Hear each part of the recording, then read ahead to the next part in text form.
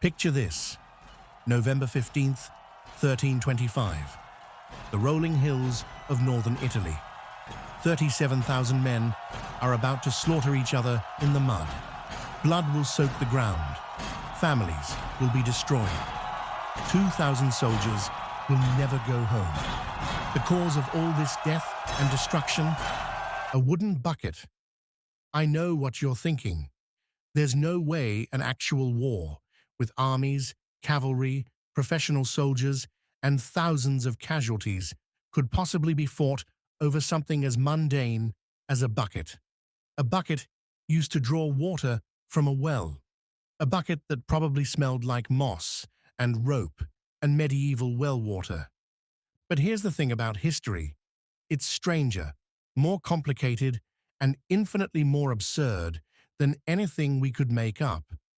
This is the story of the War of the Bucket, and by the time we're done, you're going to understand exactly how a simple wooden pail became the symbol of one of the most bitter conflicts in medieval Italian history. A conflict that didn't really start with a bucket at all, but with something much deeper, much older, and much more dangerous. To understand the War of the Bucket, we have to go back, way back. Back to a time when the question of who got to appoint bishops wasn't just a theological debate, it was the political struggle that would define the medieval world. It's 1075. The Holy Roman Empire is the dominant power in Europe, at least in theory. The Pope, meanwhile, is the spiritual leader of all Christendom. But here's the problem. Bishops aren't just religious figures. They control land. They command wealth. They have political power. And both the emperor and the pope want to be the ones who decide who gets to be a bishop. This isn't just about religion. It's about power. Raw, political power.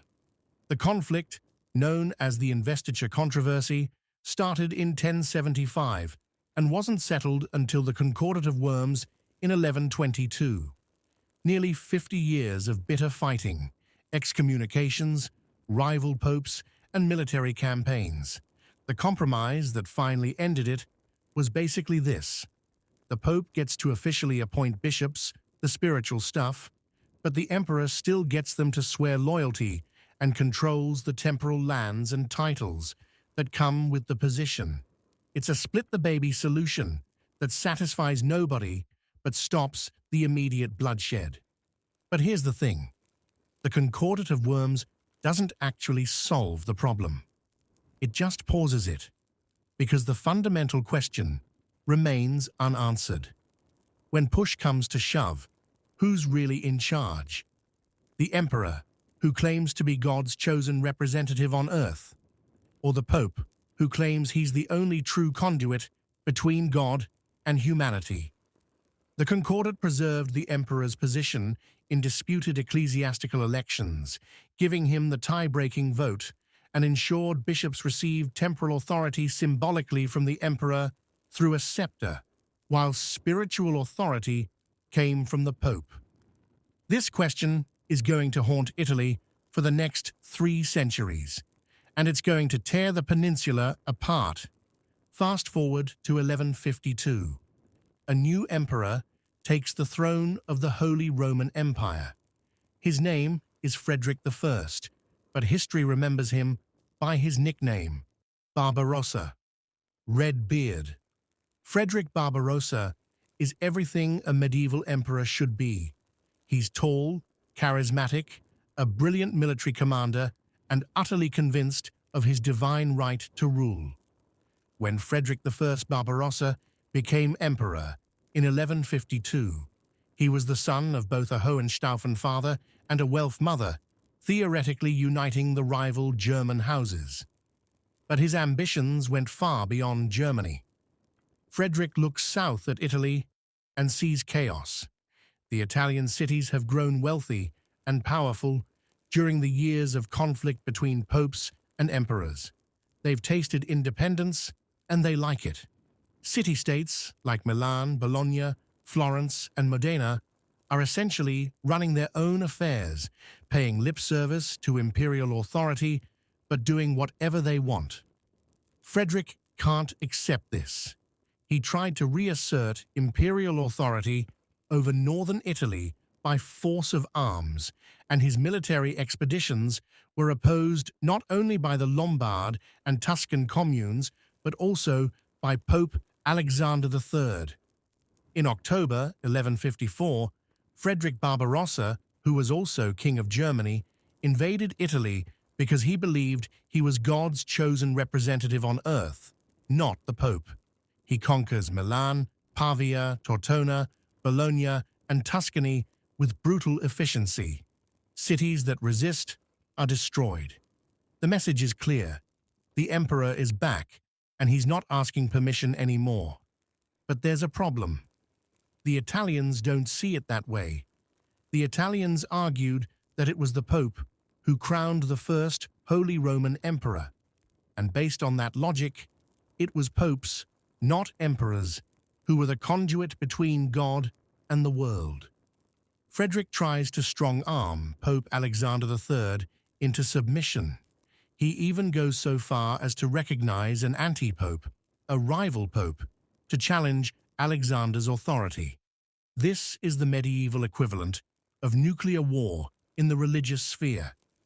You don't just casually create a rival pope unless you're prepared for total conflict. The Italian cities, terrified of imperial domination, do something unprecedented. They band together. The Lombard League, a medieval alliance formed in 1167 and supported by the Pope, opposed Frederick's attempts to gain control over Italy. And here's where things get really interesting. In 1176, the Guelph Lombard League defeated Emperor Frederick Barbarossa at the Battle of Legnano. It's one of the most important battles in medieval history. A coalition of Italian city-states, fighting on foot, defeats the mounted knights of the Holy Roman Emperor. Frederick is forced to retreat to Germany. He signs a humiliating peace treaty, and he leaves behind something that will never go away: the split between those who support the emperor and those who support the Pope. These two factions need names. The names Guelph and Ghibelline sound exotic, almost made up, but they originated in Germany from the rivalry between the House of Welf, Dukes of Bavaria, and the House of Hohenstaufen, whose ancestral castle was Weiblingen in Franconia. The names were supposedly first used as rallying cries at the Battle of Weinsberg in 1140, where Emperor Conrad III defeated Welf, the brother of the rebellious Duke of Bavaria. Hi Welf, hi Weiblingen. In Italian, these became Guelfo and Ghibellino. But in Italy, these names take on a life of their own. They stop being about German noble houses and become about something much bigger: the fundamental question of who rules Italy. The terms Guelph and Ghibelline appeared in Florence around 1240 and then spread to Tuscany and throughout Italy. Here's how it breaks down. Guelphs, pro-pope, generally representing wealthy merchants, urban communes, and those who favor city independence from imperial control. Guelphs tended to come from wealthy mercantile families. They're the party of commerce, republicanism, and papal authority.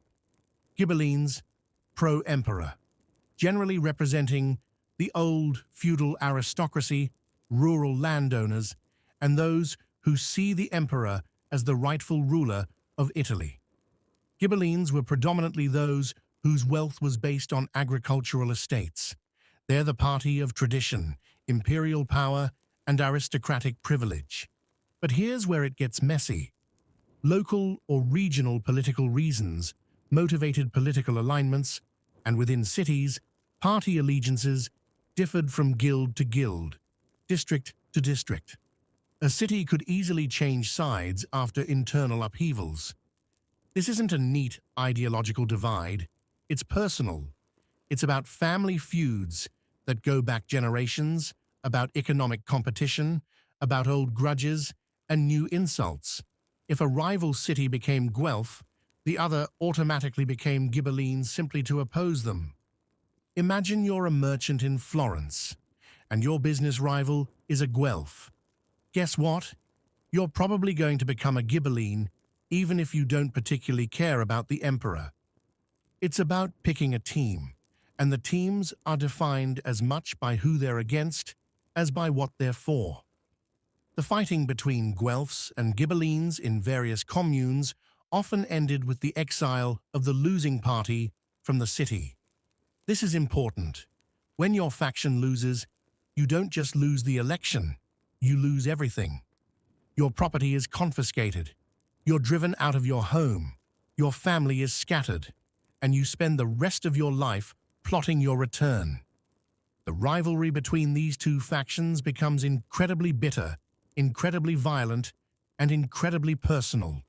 The rivalry was especially ferocious in Florence, where the Guelphs were exiled twice before Charles of Anjou ended Ghibelline domination in 1266.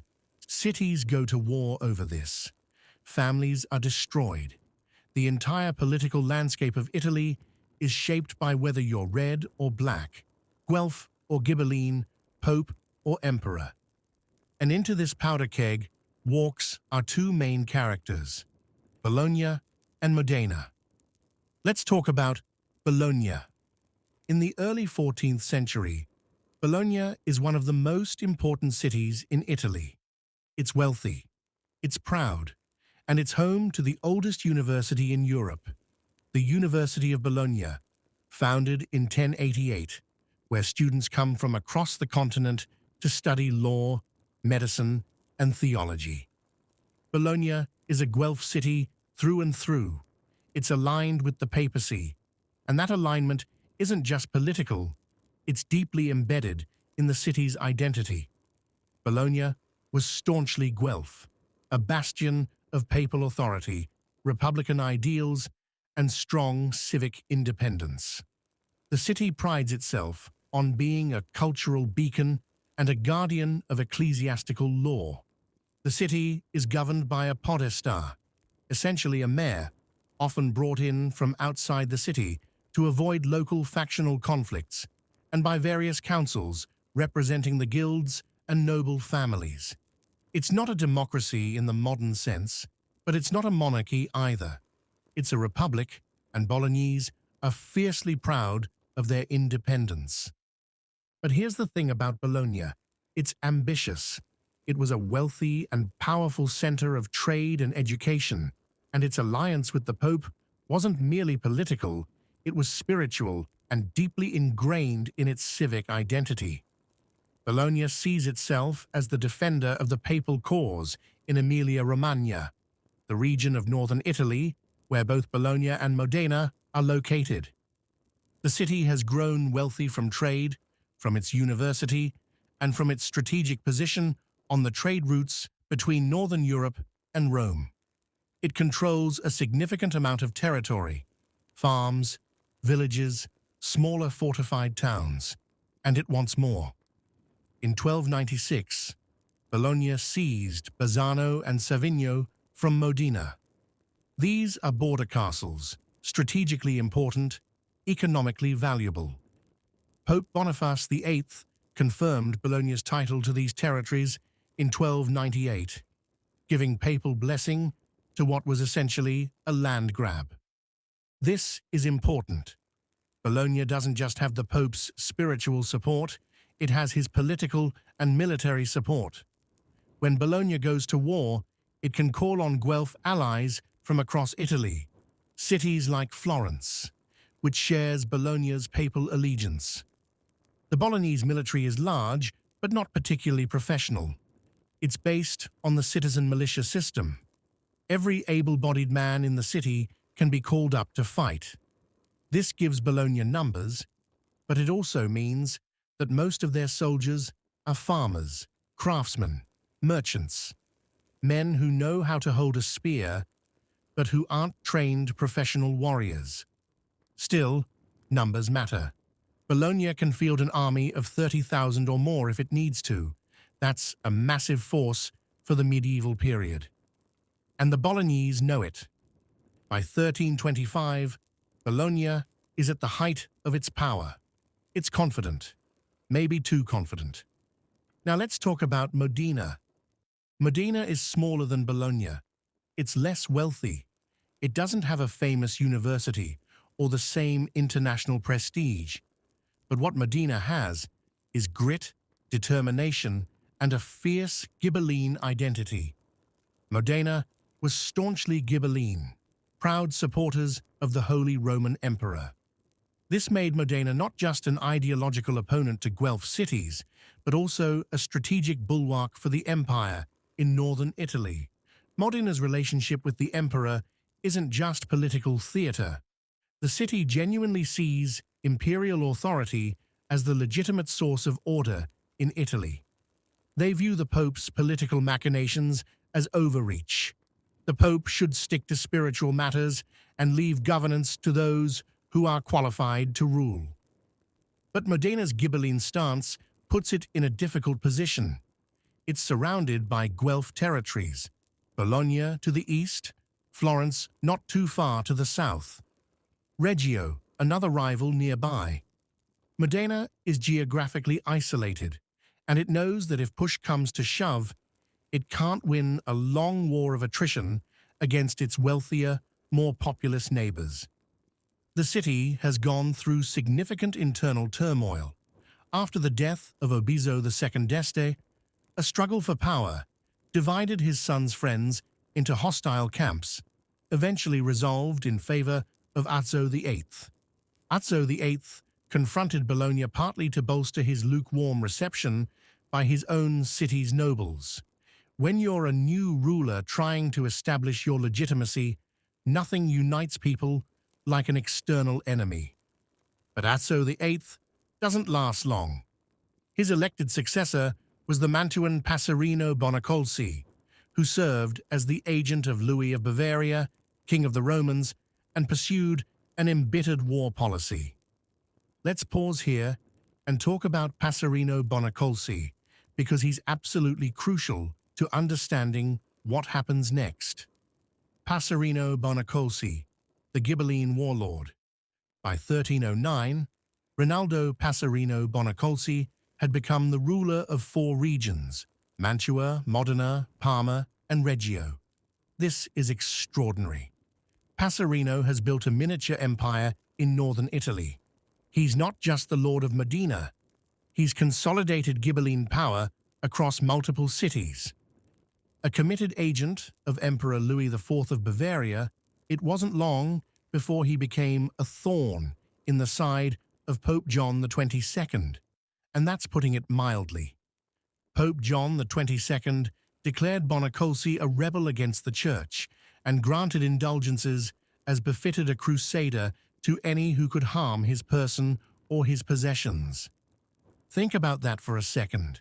The Pope is literally offering spiritual rewards, the kind of indulgences you'd normally get for going on a crusade, to anyone who attacks Passerino. This is the medieval equivalent of putting a bounty on someone's head. Passerino knows he's a target. He knows that Bologna, backed by the Pope, is looking for any excuse to crush him. And he knows that his best chance of survival is to stay on the offensive, to keep his enemies off balance, to never show weakness. He's a professional military commander surrounded by professional soldiers. Many of his troops were professional German soldiers sent by the emperor. These aren't farmers with spears. These are trained cavalrymen, experienced in warfare, disciplined and deadly. Modena, under Passerino, becomes a fortress city. Every man knows that Bologna is the enemy. Every family has lost someone in the border raids. Every citizen understands that they're surrounded by hostile territory and that their survival depends on military strength. The stage is set. 2 cities, bitter rivals, representing opposite sides of the great ideological divide of medieval Italy, and the tensions are about to explode.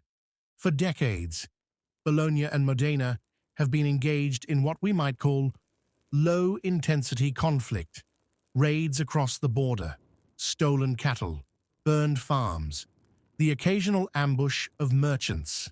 It's the kind of violence that's normal in medieval Italy, irritating, expensive, but not quite rising to the level of open war. But by 1325, something has changed. The raids are getting more frequent, more brutal, more personal. In July 1325, the Bolognese entered Modenese territory and laid waste to the fields in the section between the canals by fire and sword. This isn't a quick raid. This is deliberate devastation. They're burning crops, destroying infrastructure, trying to starve Modena into submission. In August, a Bolognese rabble, headed by their podestar, spent 2 weeks ravaging other lands of Modena. 2 weeks. The Bolognese army is just camping in Modenese territory, destroying everything they can find, while the Modenese watch helplessly. Now imagine you're a Modenese farmer. Your crops have just been burned. Your livelihood is gone. Your family is going to go hungry this winter because a Bolognese army decided to spend August destroying your fields for fun. How do you feel about Bologna? This is how wars start, not with grand political declarations, but with accumulated grievances, with personal losses, with anger that has nowhere to go but toward violence. But then something happens that changes everything. September 1325. At the end of that month, the strategic Bolognese fortress of Monteveglio was betrayed to Modena by malcontents. This is huge. Monteveglio isn't just any castle, it's a strategic stronghold in Bolognese territory. It guards the approaches to Bologna. It's supposed to be impregnable, and it's just been handed over to the enemy by traitors inside. 2 renegade Castellans were decapitated. The traitors are caught and executed, but the damage is done. Monteveglio is in Modenese hands. For Bologna, this is a catastrophe. It's a military disaster, yes, but it's also a humiliation. How can Bologna claim to be the dominant power in the region when it can't even keep control of its own fortresses? How can the city's leadership look their citizens in the eye after this? The Bolognese council convenes. There's fury. There's humiliation. There's a desperate need to restore Bologna's honor and prove that the city is still powerful, still capable, still dominant. And so Bologna makes a decision. They're going to get Monteveglio back. Not through negotiation, not through diplomacy, through war. But here's where the bucket enters the story. Or at least, where the legend of the bucket enters the story. The bucket, legend versus reality. The popular version of the story goes like this. One night in 1325, several Modenese soldiers infiltrated the city walls of Bologna, spotted a bucket at a public well, seized it, and hightailed it out of the city. The Bolognese, discovering their missing bucket, were so enraged that they declared war. It's a great story. It's memorable. It's been repeated for 7 centuries. There's only one problem. It's mostly incorrect. War was declared because Modena had captured the Bolognese castle of Monteveglio. That's the real cause. The bucket, according to most historical sources, was taken as a trophy by the Modenese after the war, not before. So why did the bucket become the symbol of the war? Why do we call it the War of the Bucket and not the War of Monteveglio? Because the bucket represents something deeper than just a military objective. It represents humiliation. It represents the total defeat of Bologna. When the Modenese took that bucket, whether before or after the battle, they were saying, "We can walk into your city, take whatever we want, and there's nothing you can do about it." While the bucket itself held no historic or sentimental value, the affront hurt Bologna's pride. In medieval Italian culture, honor and reputation are everything. You can lose a battle and recover. You can lose a castle and rebuild. But if you lose your honor, if you become a laughingstock, if other cities start mocking you, that's devastating. The bucket becomes the perfect symbol because it's so absurd. It's not gold. It's not a sacred relic. It's not even particularly useful. It's just a bucket. And that's exactly the point. If Modena can humiliate Bologna over something as trivial as a bucket, what does that say about Bologna's power? So when the Bolognese declare war, officially it's about Monteviglio. But in the hearts and minds of the Bolognese people, it's about that damn bucket and everything it represents. Bologna is going to war, and they're not messing around. Bologna mustered an army of 32,000 men. Think about that number for a moment. 32,000 soldiers. This included 30,000 foot soldiers and 2,500 cavalrymen. The city has mobilized essentially every fighting-age man it can find, plus called in allies from Florence and other Guelph cities in Romagna. The Bolognese took as their captain the condottiero Malatesta, Lord of Rimini. Malatesta is a famous mercenary commander, a professional soldier. The Bolognese are clearly taking this seriously. The army sets out in November. It's cold. The roads are muddy. But Bologna is marching to war with the confidence that comes from overwhelming numerical superiority. They outnumber the Modenese by something like 4 or 5 to 1. This should be a straightforward victory. Meanwhile, in Modena, Passerino Bonacolsi is preparing for the fight of his life. The Modenese force consisted of 7,000 soldiers, 5,000 foot soldiers, and 2,800 cavalrymen. They're outnumbered 5 to 1 in total troops, but look at those cavalry numbers. The Modenese have almost as many horsemen as Bologna. And unlike the Bolognese militia, many of these are professional soldiers. Passerino brought together forces from Modena, Mantua, and Ferrara, along with professional German troops sent by the emperor. He was joined by Cangrande della Scala, the leader of the Ghibelline faction and Lord of Verona, as well as Azone Visconti of Milan with many of his German troops. This is a coalition of the most powerful Ghibelline leaders in northern Italy. They know that if Bologna wins this battle, it could spell the end of Ghibelline power in the region. This isn't just a war between two cities. It's a battle for the future of the Guelph-Ghibelline conflict. Cangrande della Scala deserves a special mention here. He's not just any nobleman. He was the patron of the poet Dante Alighieri. Yes, that Dante. The guy who wrote the Divine Comedy. Dante, one of the greatest poets in history, is connected to this absurd war over a bucket because his patron is fighting in it. History is weird. Cangrande soon departed for Verona, but he's left behind a significant force to fight under Passerino's command. November 15th, 1325. The battle took place around sunset.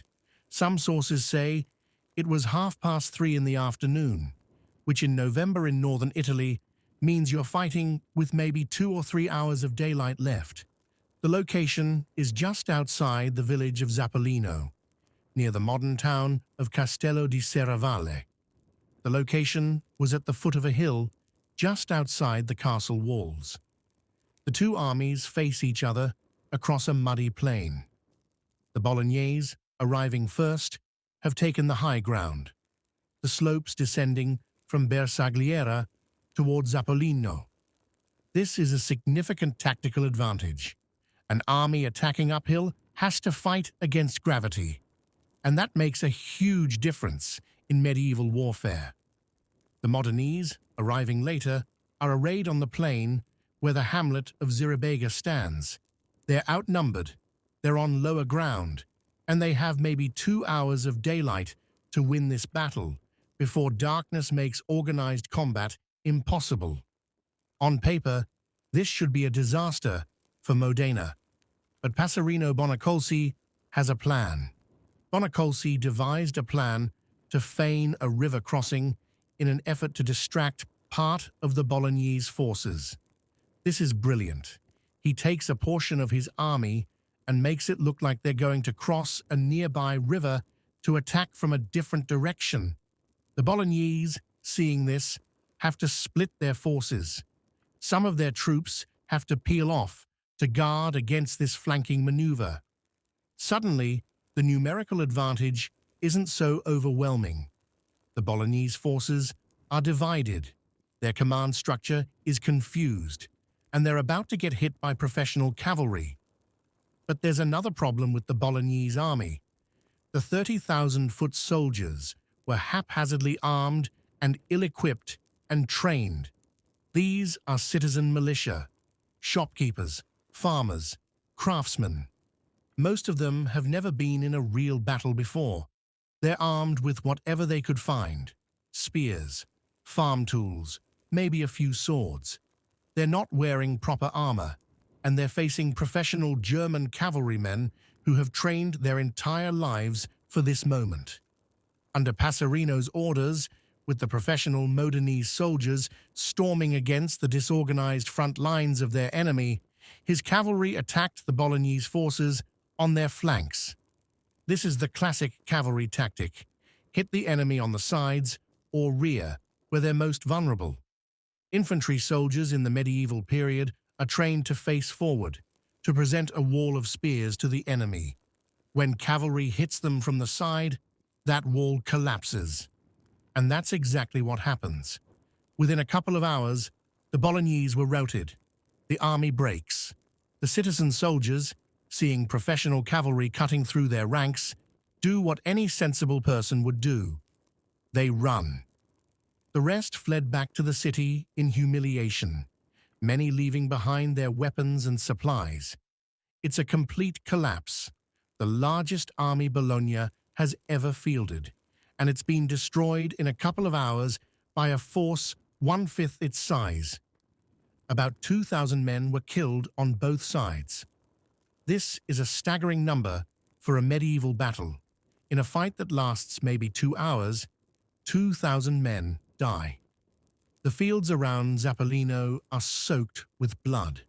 Families across Bologna and Modena will never see their fathers, brothers and sons again. But the battle isn't quite over. The Modenese advanced to the very walls of Bologna. They've just won the battle. Their enemy is in full retreat, and they chase them all the way back to the city itself. Now, in medieval warfare, this is the moment when you'd normally lay siege to the city. You'd surround it, cut off supplies, and wait for them to surrender or starve. But Passerino does something different. The Modenese destroyed the castles of Crespellano, Zola, Samoggia, Ansola, Castelfranco, Piumazzo, and the Chiusa del Reno near Casalecchio, which diverted the river towards the city.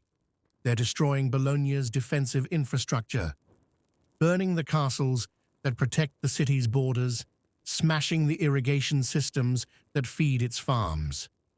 This is psychological warfare as much as military strategy. The Modenese are showing the Bolognese that they're completely helpless. They've lost the battle, lost their fortresses, and now they're watching as their enemies burn everything they can reach. But after 3 days, the Modenese retreat. They don't besiege Bologna. They don't try to conquer the city. They've made their point. They load up their carts with loot, round up prisoners to ransom later, and march back to Modena in triumph. Bologna was forced to pay a large sum of money to recover its prisoners of war, including the captain, Malatesta. The war is over. Modena has won. And somewhere in all of this, either during the battle or during the sack of Bologna's territories, or possibly even before the war, someone takes a bucket. So here's the question that has puzzled historians for 7 centuries. When exactly was the bucket taken? Some sources say it was taken before the war as a provocative raid. Others say it was taken after the battle as a trophy. The most reliable historical accounts suggest the Bolognese capture of Monteviglio triggered the conflict, and the bucket was taken as war booty during the subsequent campaign. But honestly, it doesn't really matter. What matters is what the bucket came to represent. After the war, the bucket became the symbol of Modena's improbable victory. It was placed in the Torre della Ghirlandina, the bell tower of Modena's cathedral, where it remains to this day. That's right, the bucket is still there. You can visit Modena, climb the Torre della Ghirlandina, and see the actual bucket that supposedly caused a war. It's been hanging there for 700 years, a monument to pride, rivalry, and the absurdity of human conflict. The bucket became so famous that it inspired an Italian mock-heroic poem called La Secchia Rapita, The Stolen Bucket, by Alessandro Tassoni, published in 1622. Nearly 3 centuries after the war, Italian poets were still writing about this bucket. Tassoni's poem turned the War of the Bucket into a satire of human pride and folly, cementing the bucket's place in literary and historical memory. Bologna never got its bucket back.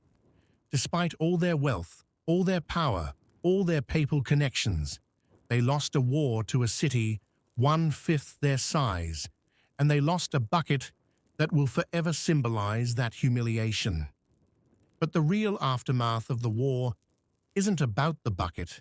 It's about what the battle meant for the balance of power in northern Italy. The Battle of Zappolino didn't end the conflict between Guelphs and Ghibellines. If anything, it intensified it. Bologna's defeat was a disaster for the Guelph cause in Emilia-Romagna. The city that was supposed to be the bulwark of papal authority, the defender of Guelph power, had been humiliated by a smaller Ghibelline coalition. Other Guelph cities looked at Bologna's defeat and worried about their own security. For Modena and Passerino Bonacolsi, the victory was sweet but temporary.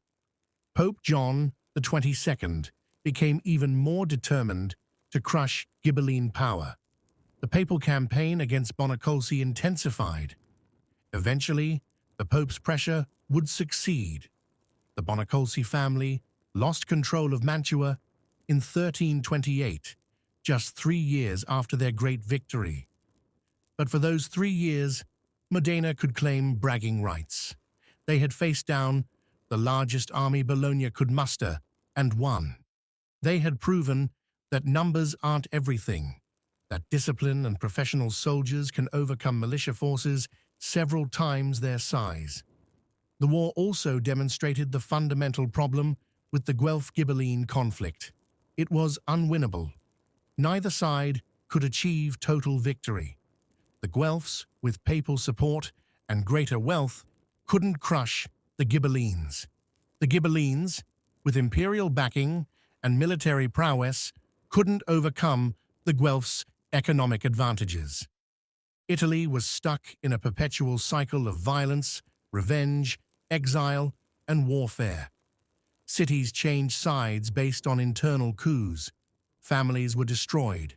Thousands died. And for what? For political allegiances that shifted with every generation? For a centuries-old argument about whether the Pope or the Emperor should have more power? Let's bring this back to what really matters. The human beings who lived through this. 2,000 soldiers died at Zappolino.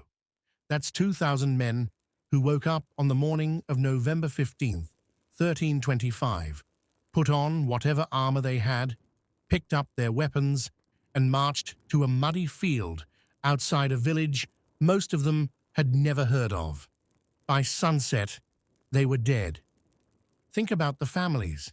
In Bologna, thousands of homes received the news that their father, husband, brother, or son wasn't coming back.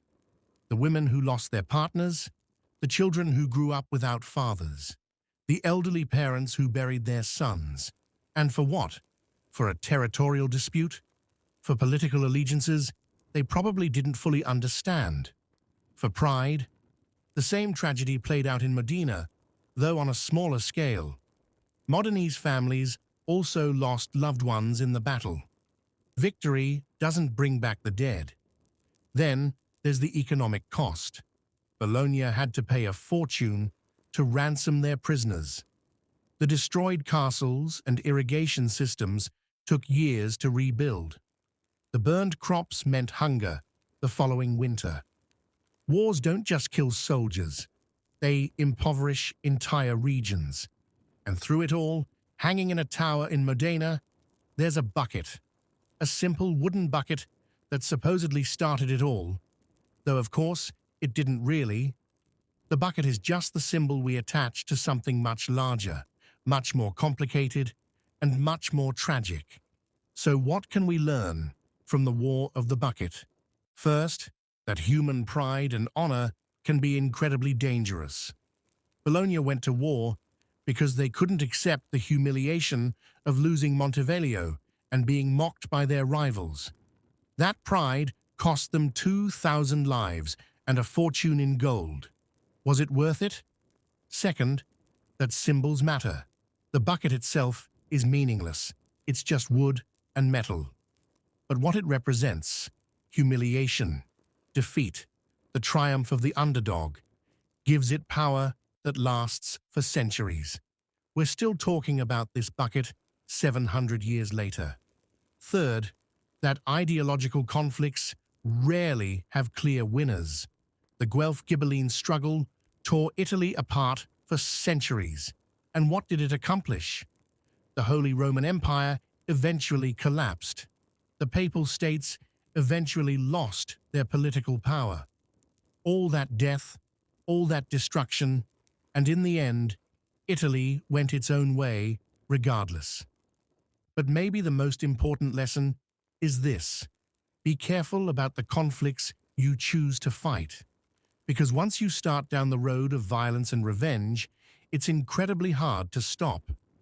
Bologna and Modena had been rivals for decades before 1325.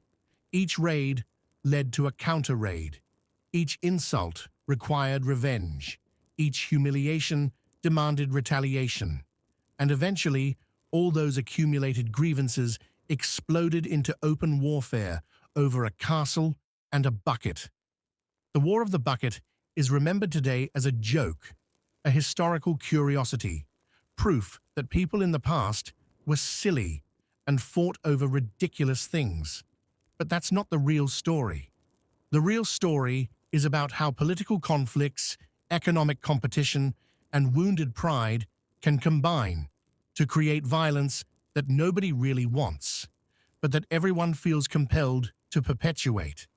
It's a story about human nature, about how we create enemies, about how we let symbols and honor override common sense, about how we can convince ourselves that violence is justified, necessary, even noble, right up until we're standing in a muddy field, watching our neighbors bleed out over a territorial dispute they probably didn't even understand. And at the center of it all, impossibly, absurdly, unforgettably, a bucket. So there you have it, the War of the Bucket, one of the strangest, most tragic, and most human stories in medieval history. That bucket is still hanging in the Torre della Ghirlandina in Modena, by the way. If you're ever in northern Italy, you can climb the tower and see it for yourself. It's not much to look at, just an old wooden bucket, darkened with age, suspended from the ceiling. But when you stand there looking at it, knowing the thousands of lives it represents, the families it destroyed, the pride it symbolized, it becomes something more than just a bucket. It becomes a monument to human folly and the things we're willing to fight for, even when we know, deep down, that they're not worth it. Thanks for spending these 2 hours with me, diving deep into this bizarre corner of history. If you enjoyed this episode, please subscribe, leave a review, and share it with anyone who appreciates the weird, wonderful, and tragic stories that make up our past. Next time, we'll explore another forgotten conflict, another moment when history took an unexpected turn, another story that proves reality is always stranger than fiction. Until then, take care of each other, be kind, and maybe, just maybe, think twice before starting a war over a bucket